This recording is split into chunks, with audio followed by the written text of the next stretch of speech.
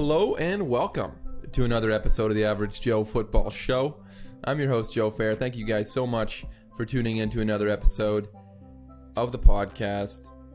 Sitting here in our makeshift studio that's slowly becoming more and more like a real studio. It's really nice in here. Joe's even got a picture of him and his wife here for me to look at. Yeah. Very pretty. You even got a lamp shining at the sky. Yeah, I can do a little bit of this too if you would like. Good. What are you doing? Oh, he's opening the blinds. Holy smokes. Unless you don't like that. No, that's good. Any bit of light is fantastic. We're recording this the earliest in the morning that we've ever recorded a show. 4 a.m. right 4 a.m. in the morning. So we opened the blinds and nothing happened. No light came out. Street light. It was just still dark. We are sitting in a pitch black room right now recording this at 4 a.m. in the morning. His wife is sleeping in the other room. No. I kid. It's actually almost 9 a.m., so not that early, really. On a normal day, we would be at work for 2 hours already, but for some reason on a Saturday, 9 a.m. seems a lot earlier. It is. And on a normal day, it feels like I'm not ready to talk until at least lunchtime, and I'm not ready to talk to people. Sometimes I would go at my old job a full day without even saying a word to anybody. I would go. Those were good days. Crazy though. I would really. I think so. That's weird because I'm the host of the show. You think it would be the other way around? I know. But you wouldn't be able to not talk. No, I don't think so. I talk too much. Whenever I'm in a situation where I'm hanging out with friends, I make everything about me all the time. Dude, I feel like I do that too. That's something I'm sort of insecure about. I am as well, but I don't feel like you do that. Stage, really? If it makes you feel any better, that's good. You're that great and you're good. Kind and you're nice. Oh, thanks. But that's something I've thought about too. It's like if I maybe it's just what people do, relating to people. But it's like sometimes I'll get done a conversation. It's like, wow, Joey, everything's always about you. Yeah. But maybe that's just insecurities coming out. I don't know. Also, maybe I suck and people don't tell me about it. People are selfish. We're all selfish. I think so. I think if you have a podcast, you're probably even more selfish because it's like, listen to me talk the whole time. But yeah, I would also be totally fine without talking for a whole day. But there are some days where I'm like, I'm down to talk. Let's do it. Like, let's talk. But some days it's like, I could very easily, and like I have, and obviously not an actual whole day. Like I would get home and talk. This was when I lived with my parents. I would get home and talk to my family. But at work, I would maybe say 3 words. Like they wouldn't need to say good morning. That's one thing we should get rid of, saying good morning in the morning. Don't do it. What you need to do is like maybe nod. Yeah. I'm not a morning person, and I understand if everybody ignore each other in the morning. Yeah. I'm not. I guess some people are really into good mornings whenever a whole start of a new day. Like I just want to. I don't want to talk until first break. Exactly. That's how I feel. Like, and it's not even like I don't hate you. It's nothing personal against you. Give me some time. I love and respect. I try to love and respect all people, and I think it would be better if we would just ignore each other for a little bit. Yeah. But don't get offended if I ignore you. It's not, and I do it even if I see somebody that I like in public, at like the grocery store or something. This is bad, but I will sometimes go out of my way to not walk into them. It's hard to. It's like so socially awkward as I am. Talk to somebody that I know in a grocery store because it's like I don't want to mess this up. Yeah, it's like I like this person. If it's like, especially if it's like a person that you're not all that close with, but you like this person. Yeah, it's not like in a crush way. Let us like say it's another guy and you like him. You don't gay like him. You like him as a friend, and you see him. And this has happened before. You see him in a store, and you're like, oh shoot, I don't want to mess up what we could potentially have as a friendship. I'm gonna ignore him until we're in a group of friends, and it's easier to talk. Yeah, it's very much easier for me to talk when we're in a group setting. For some reason, I agree. It's like if it's just me and you one on one, that's personal. That's personal. Nobody's ever been that personal with me before. That's good. But yeah, just a couple of guys, socially awkward guys making a podcast. Look at us, Mom. We're doing it. We're doing it. But and my mic is kind of fixed today. Yeah. Or I bent the cable in a little bit of a weird way before we started, and it started working. Don't touch it again. Maybe it's not exactly what it was. But it works for this episode, I guess. We're going to say that it's working, and then if it's on the podcast and it's not working, that wouldn't be the first time that we've talked about the quality of the sound, and the sound was bad. So guys, let us know how good it sounds. Let us know how good it sounds. We love it. We've paid so much money for it. Let us know how good it is. We love it. Yeah. Still one of the most cringy moments I've ever had in my life was listening to me talk through a blanket fort saying how great the mics are. That was just, that one hurts to hear. But yeah, here we are, still during a pandemic, making a podcast, and things in our area are actually, here in Canada, it seemed like the whole COVID situation was kind of under control. It seemed like we were getting better. We were getting to new stages, opening things up. And then in our area now, things are really, really hitting the fan. Hitting the fan as hard as they can.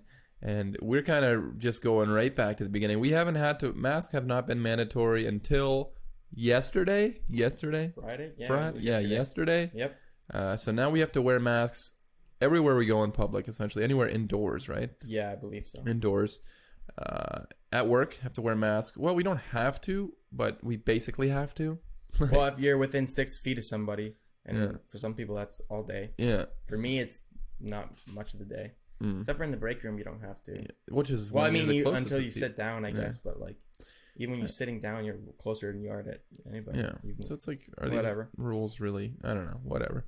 But yeah, we're wearing masks, and my biggest thing about masks is we're wearing masks right now. Right now, we're wearing masks. This is how good the audio is that we're wearing masks. And you can't even tell. But yeah, we're wearing masks. And one thing I've realized, I was kind of excited for the mask thing, just kind of switch it up. I've said all along during the COVID pandemic, masks are going to just be a fashion thing after this. It's going to be a big thing. People are not going to want to get rid of them. I don't even mind wearing the mask. Sometimes it's kind of comfortable. It feels like I have a blanket on my face. Oh. I kind of like that. It's kind of comforting. I'm going to have to shave my beard off, though. Oh, yeah. Oh, yeah. Your big beard. My whole beard. Yeah, I just did yesterday. So all my beard. All your beards. Yeah. But as I was wearing a mask yesterday for the first time at work, I was just like, everybody can pull this off except for me.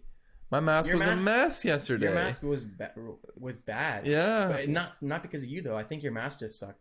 Like, the actual mask itself was weird. I hope so. It looked like, I think the one string is a lot longer than the other. I think so. I think that's why it was so crooked. Yeah. And it had a weird thing sticking out. I went through 3 masks. It was just one of those. You went through 3? Yeah, I broke 2. Yeah, right away when I grabbed one out of the box, I ripped it. Yeah, I was like, okay. I'm now responsible for the shortage of masks. Oops. But yeah, I was wearing it, and I was kind of excited, and I didn't look nearly as cool in a mask. And that's what's important, is what's on the outside and how you look on the outside. Yeah, and that's very true. Kids. And so, I'm gonna try to go and buy a cool mask to wear during work, and try to look better. I was a complete mess on Friday. Get an average Joe mask. I've thought about that. People are gonna, I don't know, feels. So yeah, check out our new merch website. Merch website, exclusively masks, COVID masks, with catchphrases from the show. And word from our sponsor, Wish.com. Wish.com. They're sponsoring us. Why buy something for $40 when you can buy it for $4 and have it be much worse on Wish.com? Wish.com is the weirdest. Yeah, I would love to do a segment where we take something weird that we found. I have screenshots from Wish.com. I get on Facebook. So weird, dude. There's some weird things. Sometimes on inappropriate. Very inappropriate. Don't put that on my Facebook ad. Yeah, exactly. I'm here at work and people are like, "Oh my god!" At least warn me before you're gonna do this. Like, that is, Facebook is just a cesspool. Holy smokes! There's a lot of crazy things going on there. Yeah. But yeah, as far as the pandemic goes, it's still going on. We're still wearing masks. Mm-hmm. And trying to find a way to tie this into football. In the coming weeks, I think we're going to start an Average Joe fantasy football league. Yeah. We're going to start a fantasy football league. Joe has never played fantasy football before. I have.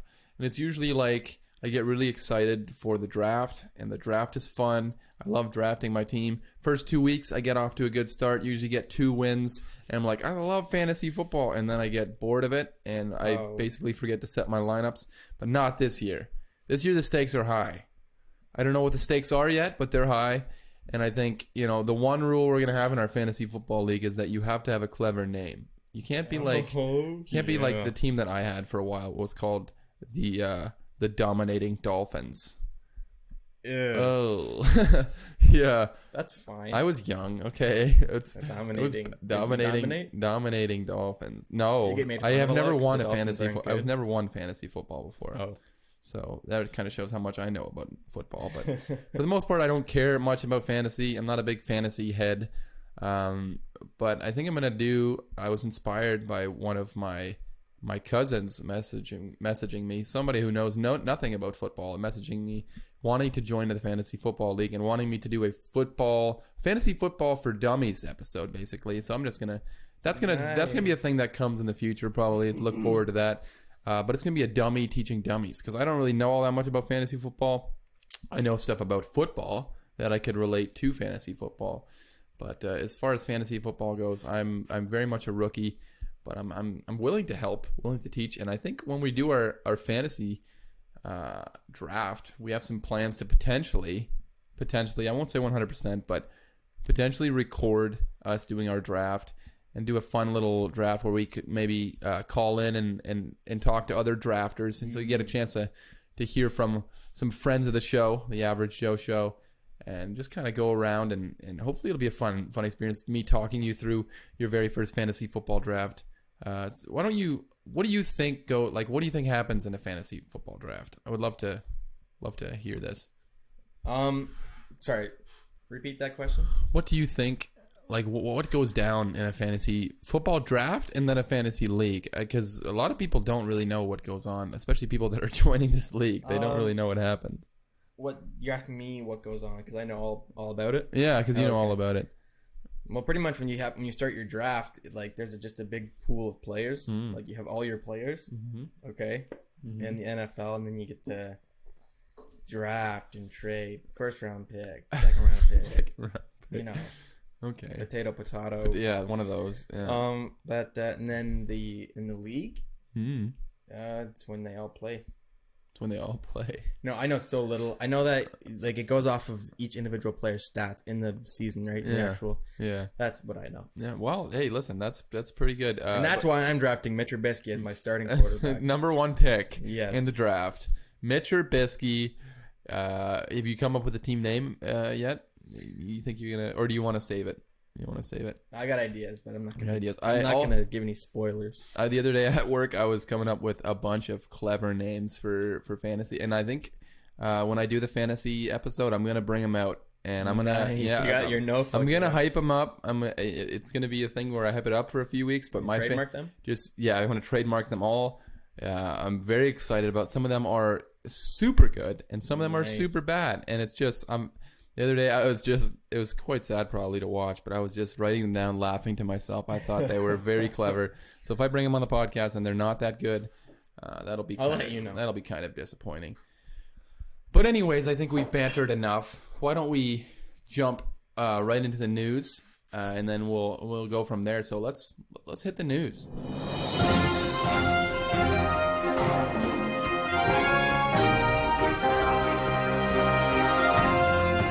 First up in the news, we have one of the best pass rushers in the NFL, best young pass rushers, Joey Bosa, signing a brand new contract, a 5-year, $135 million contract that averages out to about $27 million per year.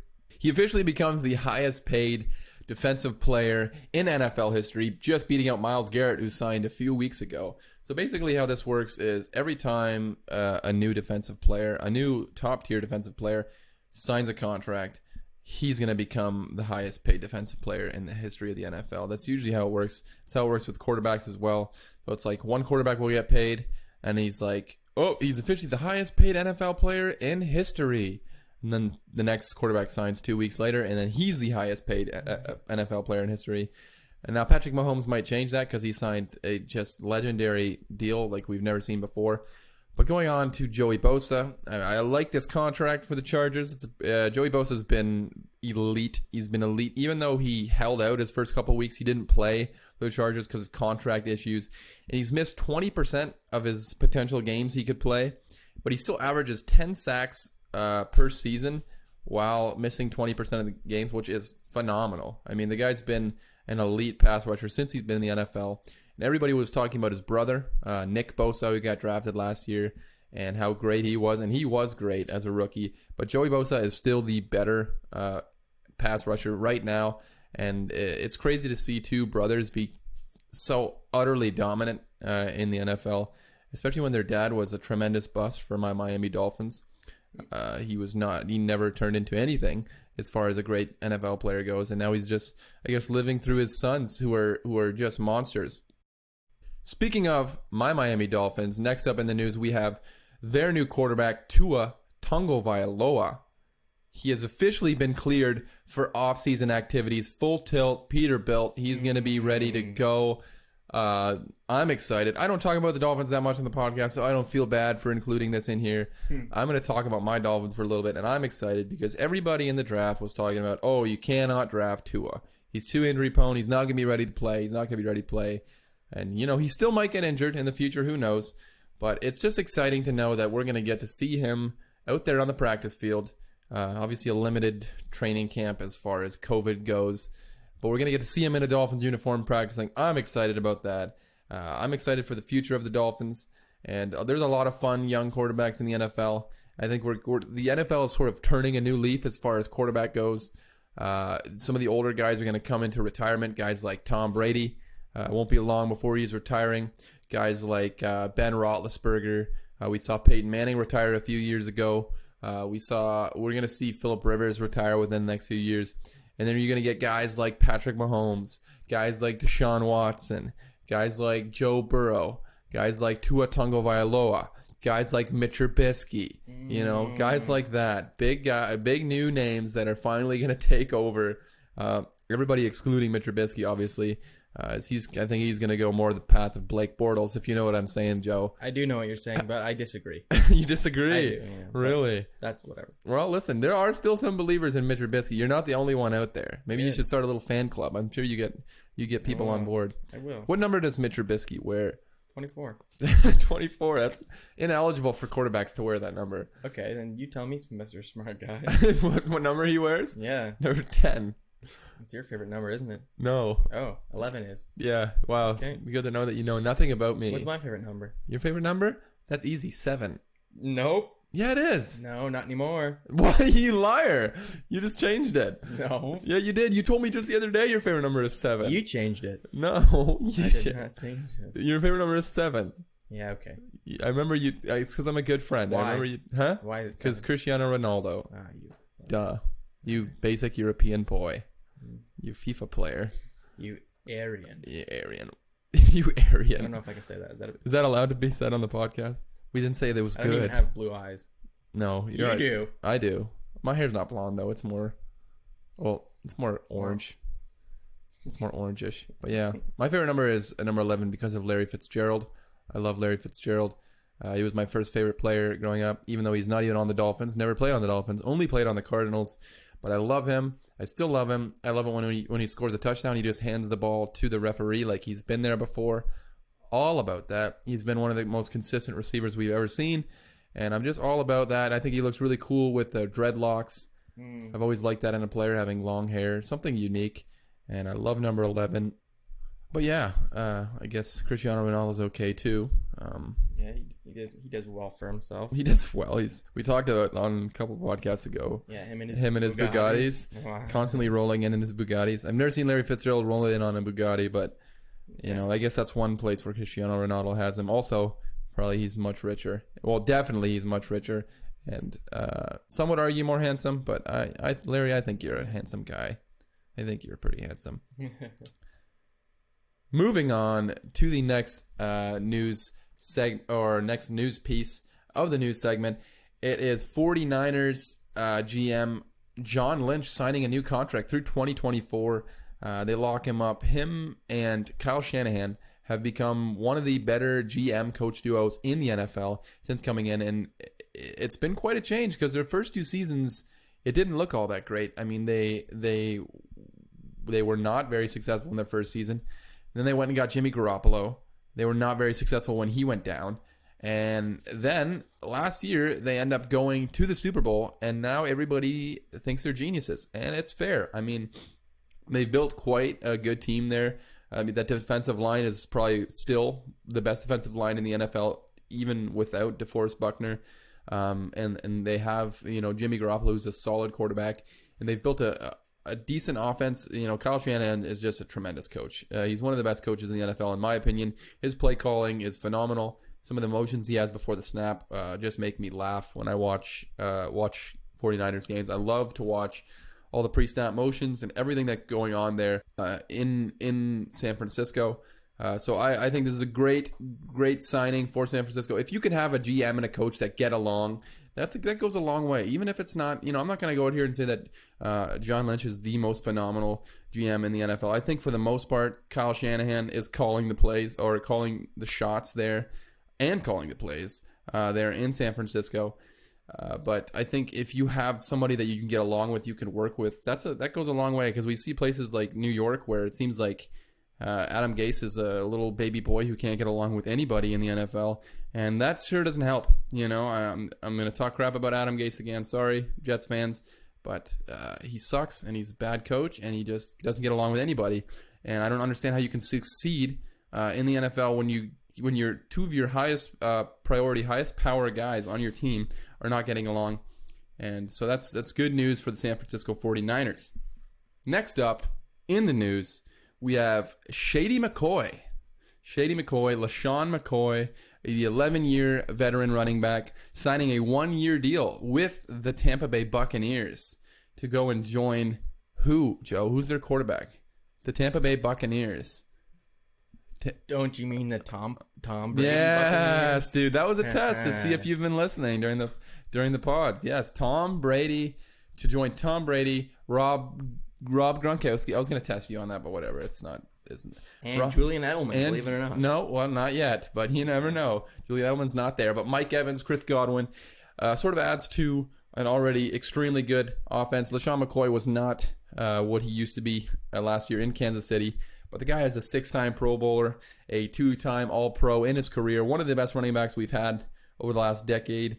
And he won his first Super Bowl last year with Kansas City, and it seems like now he's just going to go ring hunting the rest of his career. And I respect that. Go to a team where you have a chance to win a ring. This is something that has irked me as far as a sports fandom goes. It happened a lot when Kevin Durant, going to basketball, when Kevin Durant left Oklahoma City to go to Golden State and join the Warriors and create the most unfair team in sports history. But I saw genuinely nothing wrong with what Kevin Durant did, and people have come up with this term, and it's a negative term called a ring chaser. Somebody who will just go on good teams to get championship rings, and they say that like it's a negative thing. And to me, I've never understood that. Is that not the whole point of playing sports, is to go and win a championship? Why would you not put yourself in the best position to win a championship? It's like, if I have a chance to put up, even if I have to put up lesser stats to play on, let's say, the New Orleans Saints and have a chance to win a Super Bowl, or I can play on the Jacksonville Jaguars, lead the league in rushing and never win a darn thing like Maurice Jones-Drew, why would you not chase a ring? What's the point of not ring chasing? What are you playing for then? Like, I've never understood the term clout. Well, some people might be playing for clout, but imagine the clout you can get if you're playing in the Super Bowl, Joe. Yeah, you're right. Yeah. So I've never understood. This is like if you're at your day job and it's like you're working really hard, and then you have like a new opportunity, and you get a raise or something, and like you take this new job opportunity, you're getting paid more, and somebody's like, "Oh my goodness, you're such a money chaser." It's like, that's the point. That's why I'm here, right? Are we not here to make money? Yeah. Are we not here to? We're here to excel in what we're doing. Exactly. Why would I stay, as a janitor when I can move up and be the CEO? Yeah. Baby, you know what I'm talking about. So ring chasing, I think it's stupid to hate on it. If you want to chase a ring, go chase a ring, man. Win championships. That's the whole point. Why would you try to go your entire career without winning championships? I wish more players would chase championships, like a guy like Larry Fitzgerald that I just talked about. The guy's played 100 years in the NFL, been so good every year, has no Super Bowl to show for it. He nearly carried his team to a Super Bowl, but couldn't do it. I would have loved to see him join not the Patriots. There's a lot of rumors that he would join the Patriots. That would have disappointed me as a Dolphins fan and as a Larry Fitzgerald fan. But I would have loved to see him join a contending team and have a real shot to win the Super Bowl again. But yeah, just chase rings, guys. It's not that big of a deal. Next up in the news, we have news from a guy that I said last week we're not going to talk about anymore on the podcast, but here we are. Antonio Brown is back in the news. I'm sorry. I said literally last week we're not going to talk about him anymore, but there was news surrounding him this week, and this time it was actual news. He was given an 8-game suspension this upcoming season for all of his off-the-field antics, for, I guess, just being a little bit of a jerk, pretty much. I mean, well, he also punched a moving guy. He ended up in jail in a straitjacket. Let's go over how crazy Antonio Brown has become. I mean, it's just, I think he'll get signed now, which is sad to me. There's been a lot of rumors about the Baltimore Ravens potentially signing him joining Lamar Jackson and his cousin Marquise Brown there in Baltimore, and that would make them probably pretty good as long as Antonio Brown doesn't nuke that whole team. I mean, the guy is an absolute atomic bomb of himself. I don't know. I think he'll get scooped up. He's 32 years old, one of the best receivers we've ever seen. And hopefully he can get his life back on track and maybe become somebody that I don't absolutely despise. You know, I don't think I've ever felt this way about a player. As a young child, I hated Tom Brady. I hated him because he was a player, because he was a really good player. Antonio Brown, I just despise because I don't like him as a person. I don't think he's a good person. I don't know if it's because of mental health issues. If it is, I'd be willing to give him a break. It has not been confirmed that that's what it is yet, so I'm going to continue to hate on him and think he's a bad person. I think it's sad that he's a father. That disappoints me.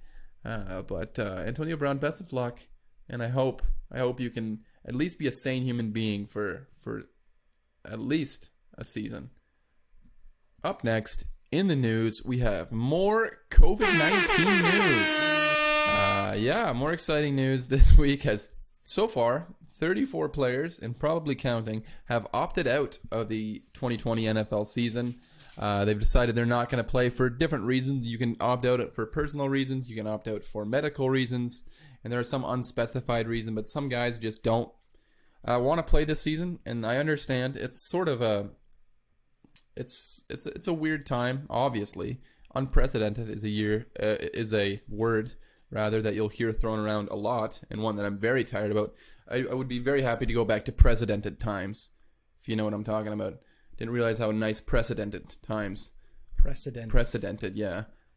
Define that. Precedented, normal, good, right? Okay. What is unprecedented? What's the definition of unprecedented? Something that's, well, I mean, out of the ordinary. Basically, I don't want to be there anymore. But 34 players have opted out. They get $150,000 when they opt out, which is fine by me. I would love to be signed and opt out right now in the NFL. Very okay with that. Wouldn't have to work anymore for a little bit. Just grind on the podcast with that $150,000. Yeah, but that's money that I'll probably never see in my life. But 34 players. Fine. There are some big names, not huge names. Like there's not like we're not having Patrick Mahomes or anything opt out, and I'm curious to see what would happen if a player like that, if like an Aaron Rodgers type player would opt out. What would happen? How would the ripple effect affect the NFL? We've seen right now in baseball as an absolute crap show right now. I mean, baseball is a mess. There are players catching COVID. And they're having to shut down games, cancel games, and to me, it's making me a little bit fearful for NFL games. I don't know exactly what to expect. I don't understand how it's so easy to catch COVID for so many people. Like it seems like everybody's getting it in the sports world, and I've seen people defend. So there's a basketball player, Lou Williams, this week. He left the bubble, the Orlando bubble that they have there, for personal reasons. And while he was out there, he actually went to a strip club with Jack Harlow. No, Jack Harlow. Yeah, Jack Harlow. Wait, what football player? What's poppin'? Lou Williams, Sweet Lou. Sweet Lou. He visited his favorite strip club and got wings. Apparently, the wings, to be fair, they looked really good. Somebody posted a picture of them on Twitter. They looked great, but there are people like defending him going to a strip club and people that they're like, oh, these are young, rich guys, how can we not expect them to go out and have fun? It's like, the rest of us are not allowed to. Yeah, why do they get a pass just because they have money? That is something that grinds my gears. What do you even mean? Like, I'm so tired of people defending stupidity in situations where people get COVID. Like, just because they're rich, this is the whole point. And these are the same people that are all on board with socialism and want everybody to be equal. Well, if everybody's equal, rich people should have to be in a sucky time in their lives right now too. They should have to go back to work. They should have to go to work, go home, not have any fun. I don't want to see guys going to nightclubs. I don't want to see guys going out and having a good time because we're not allowed to have fun. Just because they're rich and famous, we have to say, oh, how could we expect them to possibly not do this? We should expect that. Yeah. Absolutely, we should expect that. I mean, like, you shouldn't get a pass because you're rich and young and good looking. Like, give me a break. That is something that's really grinding my gears. But I think we're gonna see some more disappointing situations. Lou Williams, what a stupid move. I'm so frustrated with that. I mean, it ended up in the grand scheme of things didn't really do anything. Basketball, I think, is handling their bubble pretty well, but I was definitely not impressed. I mean, it's just a selfish move. If you don't want to be part of the bubble, if you don't want to take restrictions seriously, then don't play the sport. You don't love the sport, then go home. Don't play. And that's how I feel with NFL players too. Opt out of the season. If you're not going to take it seriously and you're going to ruin it for everybody else that actually wants to play, then don't play. If you cannot control yourself, if you cannot, have enough will to not do the things that you usually do. The same thing with marijuana suspensions. In the grand scheme of things, is marijuana really a big deal? No. But if your job says, hey, don't smoke marijuana while you're on the job, and you physically can't do it, maybe you have a problem. Yeah. Maybe you have a problem that you're reliant on marijuana. Okay? And, I'm not going to get into the drugs thing, but okay. Like I said, in the grand scheme of things, not that big of a deal, but please, just take things seriously. And as far as COVID goes, some of the big names that opted out this week, we had wide receiver Marquise Goodwin, who was a big trade from the Niners to the Philadelphia Eagles. He actually opted out, and that kind of sucks for the Philadelphia Eagles, a team that doesn't have a whole lot of talent at the wide receiver position. I think they were probably expecting a lot out of Marquise Goodwin. We also had another team expecting huge out of Devin Funchess, the wide receiver out of Green Bay, essentially the only wide receiver that they added this offseason, and now he is opting out of the season, so still Aaron Rodgers has little to no help this upcoming NFL season. We also had Buffalo Bills defensive tackle star Latulele, I hope I pronounced that right, Chicago Bears defensive tackle Eddie Goldman, Kansas City, we talked about them, their guard Laurent Duvernay-Tardif opting out. They also had Damian Williams, running back, opt out. He was the guy who was borderline Super Bowl MVP during the Super Bowl, had an incredible game. He's actually opting out of the NFL season, so their starting running back from last year opting out. They did draft a running back in the first round, so it seems like we're just going to see more out of Clyde Edwards-Helaire, which could potentially be exciting. We also saw Minnesota defensive tackle. They had a big free agent signing, Michael Pierce. He decided to opt out. I think he was also projected to be a big part of that defense, and that's probably disappointing, but understandable that he's not going to play this season. And we also had New York Giants tackle Nate Solder, who's been definitely a bust as far as the free agent signing goes. He actually also opted out. And then we had the Patriots. The New England Patriots got hit hardest with opt-outs. They had 6 total players, where other teams had like 2 or 1 or 3 or like just little amounts of players opting out. The New England Patriots had 6 players opt out. They had running back Brandon Bolden, tackle Marcus Cannon, safety Patrick Chung, linebacker Dante Hightower, offensive lineman Najee Jordan. Sorry, I don't know who that is, but fullback Danny Vitale also. And these are, some of these guys are not huge name guys, but some of them are extremely important to this New England Patriots team. I mean, Dante Hightower has been like the quarterback of that defense for years. He's been the most important person on that defense. And so to have him opt out is I think, a huge hit for the New England Patriots. And a guy like Patrick Chung, he's been consistently there in New England. He's been a big part of that defense. He's opting out. Marcus Cannon, the tackle, I think that'll be a big loss. And then Brandon Bolden, a guy that not a lot of people know probably, but he's a huge special teams guy. and a quality backup running back for the New England Patriots. So those are huge hits for the New England Patriots. Them losing 6 players is I'm doing my power rankings right now on my Instagram. Make sure you follow me on Instagram at _AverageJoeShow. And it's been tough. The Patriots are one of the toughest teams to project this upcoming season, especially now. I mean, when they didn't have Cam Newton, I was kind of projecting them a little bit lower. Then they signed Cam Newton, and it's like, okay, they're winning the division. There's no chance for any other team in that division. And now, with all these guys dropping out, it's kind of like I'm at a loss. I don't know what to expect from the Patriots. I think they'll probably still be good because of the Patriots, and they have the best coach of all time on their team. But it's definitely a big hit for the New England Patriots, and for some of these other teams also losing big players to COVID. And I'm just so excited to have a season potentially in the future where we don't have to worry about COVID-19. I'm just very much over COVID-19. But until then, we will continue to talk about COVID-19. And that kind of wraps up our news for today. So why don't we jump right into my top 5 safeties in the NFL in the 2020 season. Coming in at number 5 on my top 5 safeties for the 2020 NFL season is safety for the Denver Broncos, Justin Simmons, a guy that probably flies under the radar for a lot of people. And fun fact about Justin Simmons is I forgot to look up a fun fact for Justin Simmons. So there's no fun fact, really. He wears a big headband in his picture I'm looking at right now. So that's one thing. He's got a big headband with a Denver Broncos logo on it. But good for him. He's also got kind of the same beard that I got going on a lot of the times. A little goatee. So good for Justin Simmons. But as far as him as football goes, he's an under-the-radar guy, like I said, but just it really came into his own this last year. I thought he had a breakout year. He had 4 interceptions, 15 pass defense, 93 combined tackles, and he allowed only 52% completion percentage on 53 targets and only allowed 1 touchdown while he was targeted in 2019.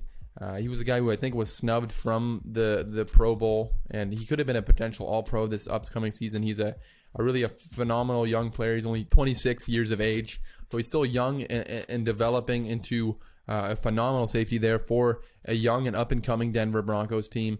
PFF graded him out as a 90.7 overall grade, which is the second best safety grade in the NFL. His coverage rate was a 91.9, which was also second best. His run defense was an 86.1, which was 4th best. So just phenomenal grades.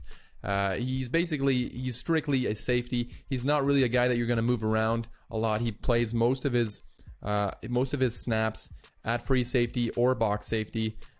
He's under the radar but productive. I mean, the guy's got 11 interceptions in 4 seasons, which is phenomenal out of the safety position. Just year in and year out, he makes big plays. I like the way his career trajectory is going right now, and I think he could develop into one of the better coverage safeties in the NFL. He's not a guy who's going to come down and make big plays in the running game, but he'll be a consistent tackler, and I think he's phenomenal in coverage, and that's why Justin Simmons is number 5 on my top 5 safeties in the NFL.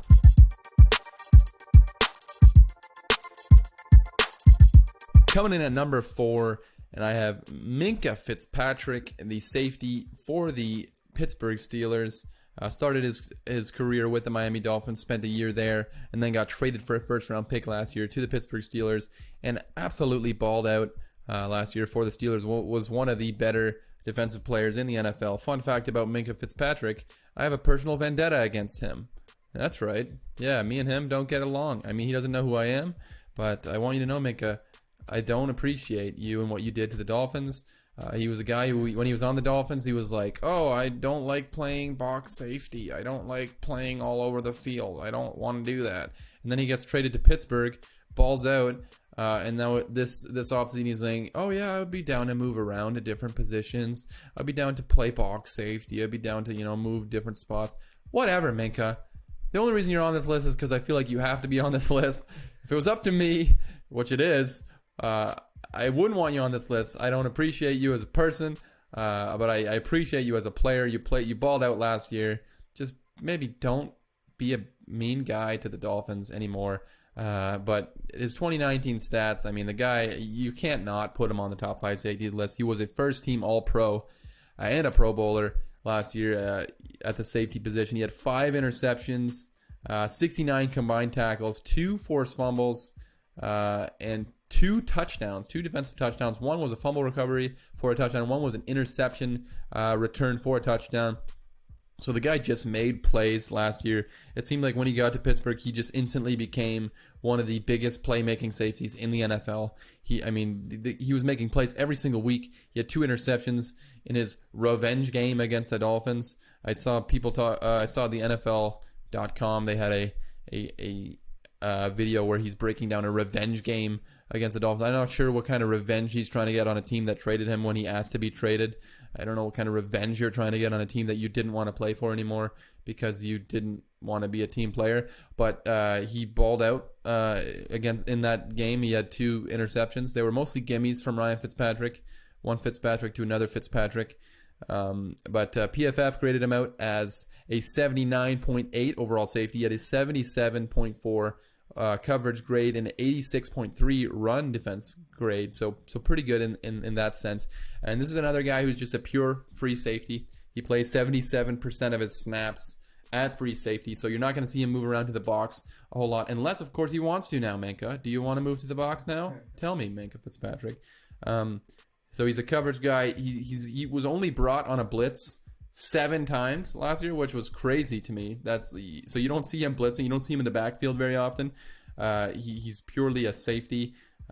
Compared to the other guys ahead of him on this list, one of them was brought to blitz 90 times. One of them was brought to blitz 43 times and 52 times compared to 7 times by Minka Fitzpatrick. So he's just a coverage guy. He's going to play safety.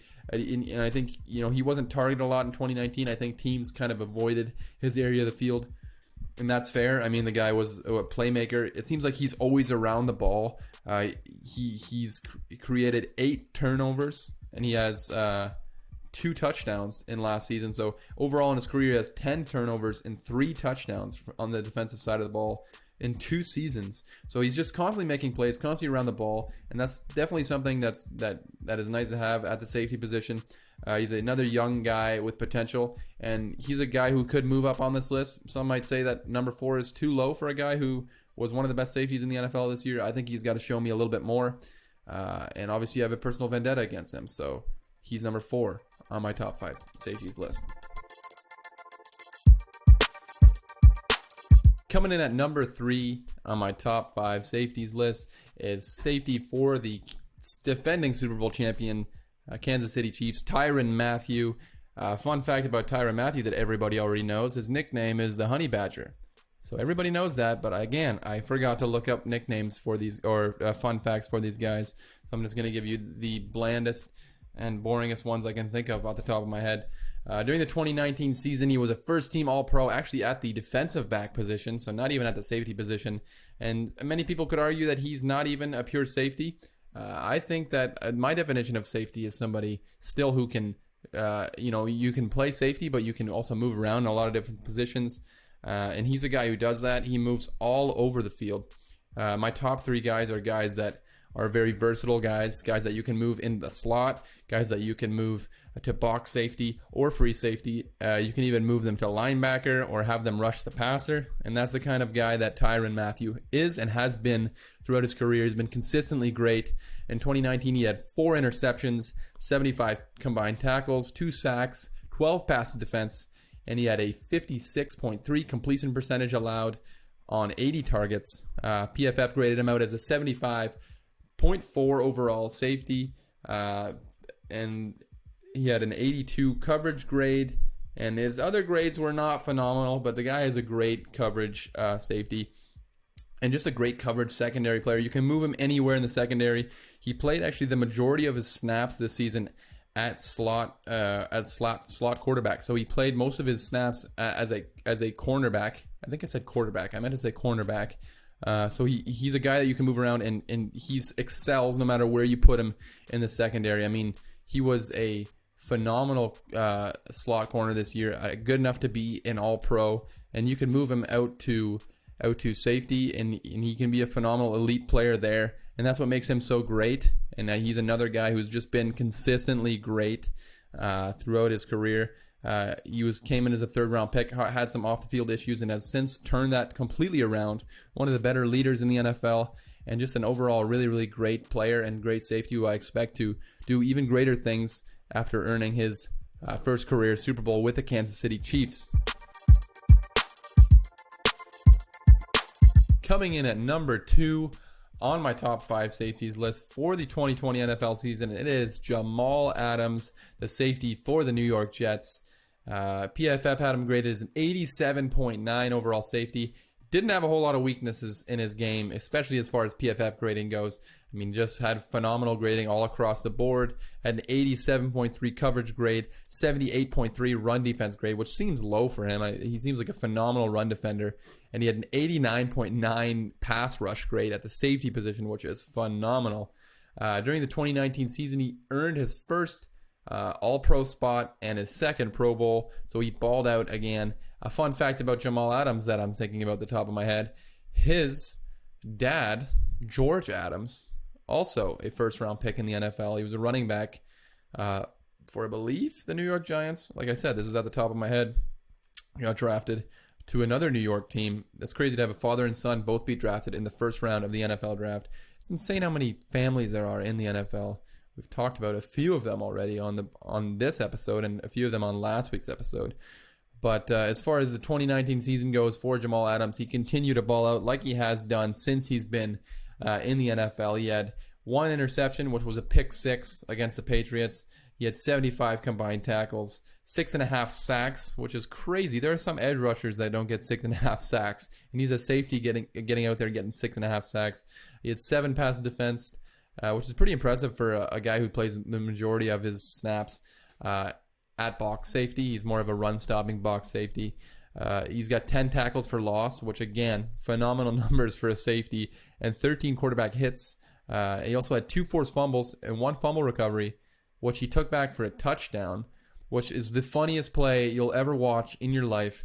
And I don't know if in the history of football I've seen a player just absolutely on one play. This was against the Giants, against Daniel Jones. One player completely take over a play and just say, okay, I'm just going to take the ball from you, and I'm just going to score a touchdown. On this play, he's blitzed, which he was sent on a blitz 90 times this last season. So he's constantly blitzing, constantly in the backfield. That's what makes him so great. He blows up plays. On this play, he blitzes.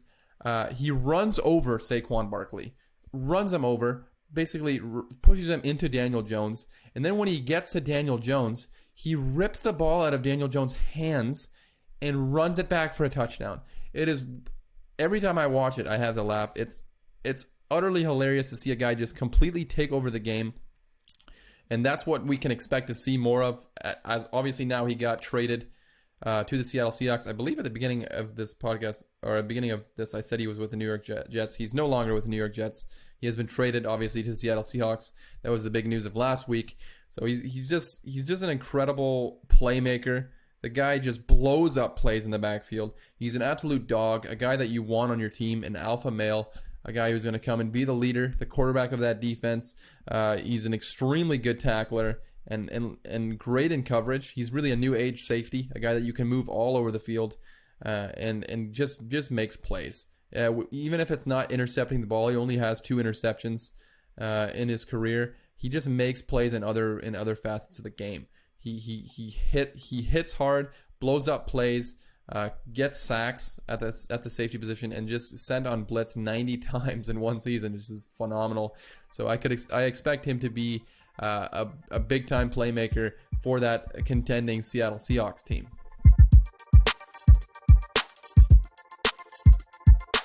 Coming in at number 1, and this might be a controversial pick because the guy didn't really play all that much last season. He played 5 games before getting injured, and that's Derwin James, the safety / everything for the Los Angeles Chargers. Since coming in the NFL, the guy has been completely dominant. He's been everything that you could possibly want out of the safety position. He was a first-team All-Pro in his rookie season.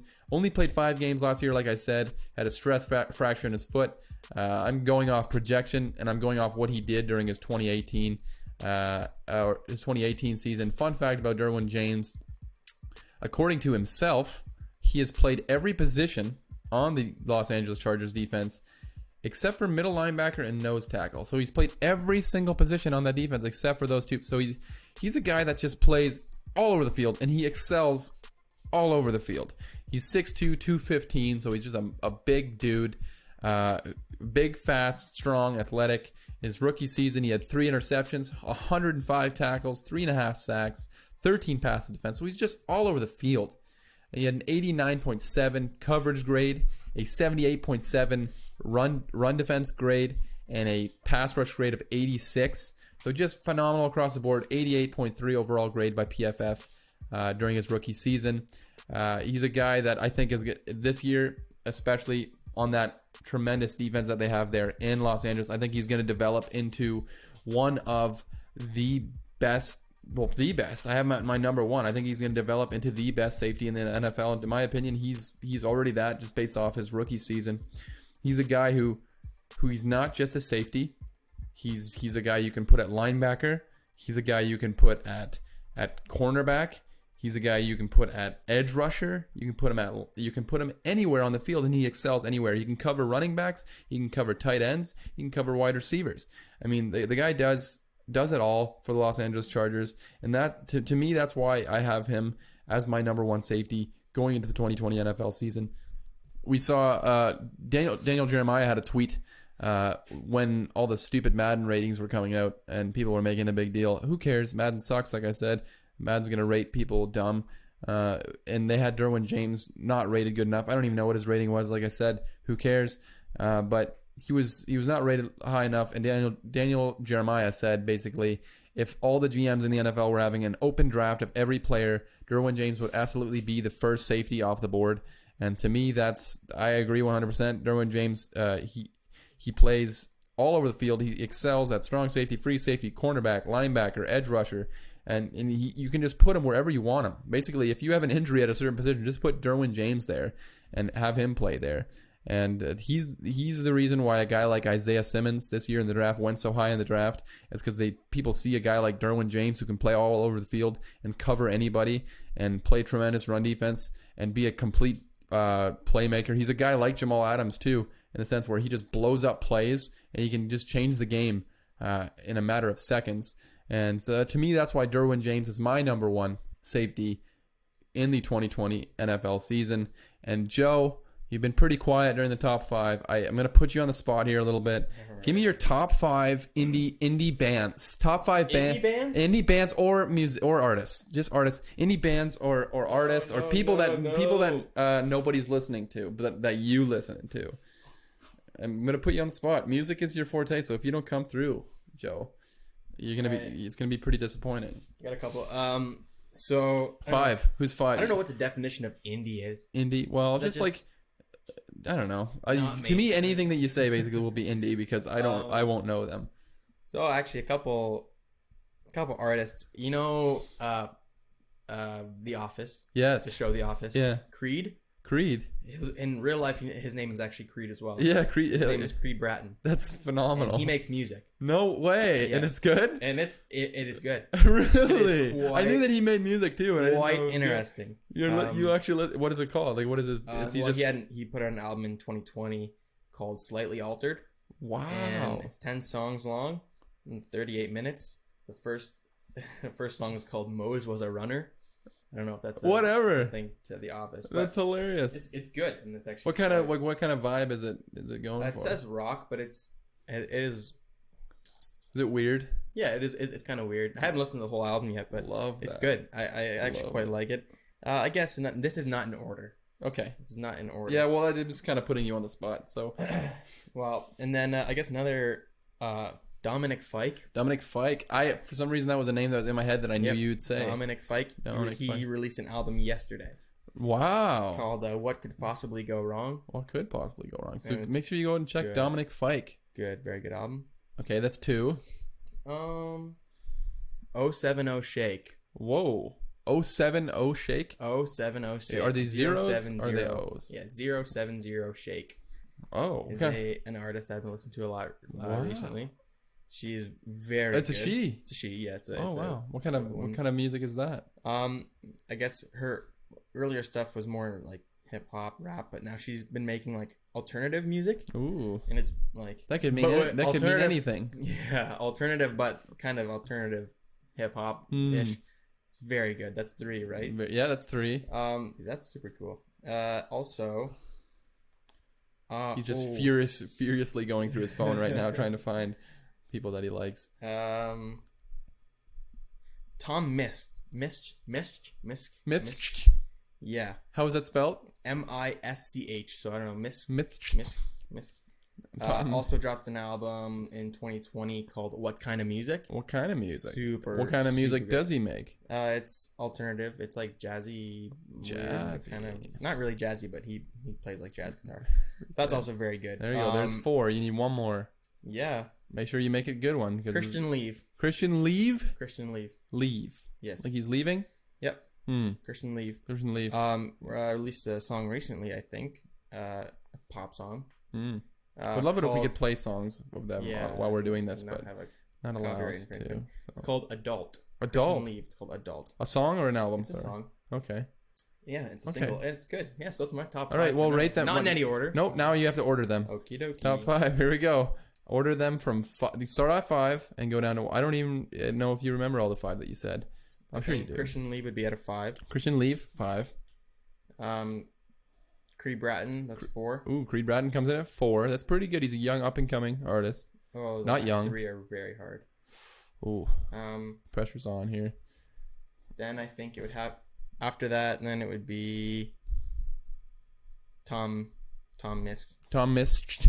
And then Joe's actually having a panic attack right now. And then Dominic Fike, and I think my number 1 would be 070 Shake. Wow, female empowerment coming in at number 1. Very good music. That's very good of you to do that. She released an album, I think it was this year as well.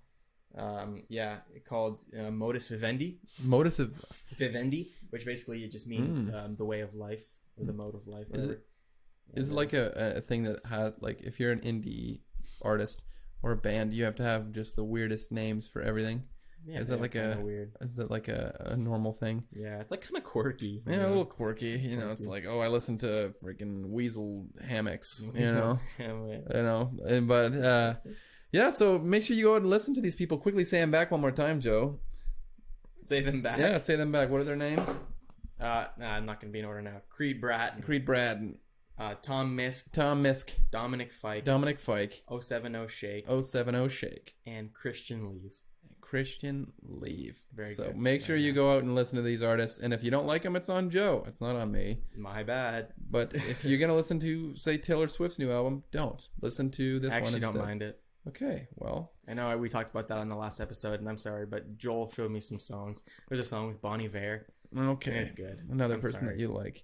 Okay, well, I haven't actually listened to it. I just have, sort of like Minka Fitzpatrick, I have a personal vendetta against Taylor Swift. I don't really like her. I understand. As an overall entity. But, good for her if she's making music that people likes. Yeah. That's good, great. But anyways, I guess I'll wrap up the show. We kind of got stuff to do the rest of this weekend. But thank you guys again so much for listening. Hope you enjoyed the show. If you're listening to us on Apple Podcasts or wherever you're listening to us, make sure you leave a rating. Make sure you subscribe so you get automatic downloads every single time that we upload a podcast. And if you are in the mood, please follow us on social media @_Average Joe Show. You can follow my personal one too @_Joe Fair_. Super great name. Also, Joe, if you want to follow you on social media. Joe. This is just at. I don't know. This is something you got to do if you're going to be on a podcast, my friend. Joe _Thiessen. Joe _ at ESSE. Joe _ Thiessen. THIESSEN. Joseph Thiessen. Thank you guys so much for tuning in, and we will catch you on the next one.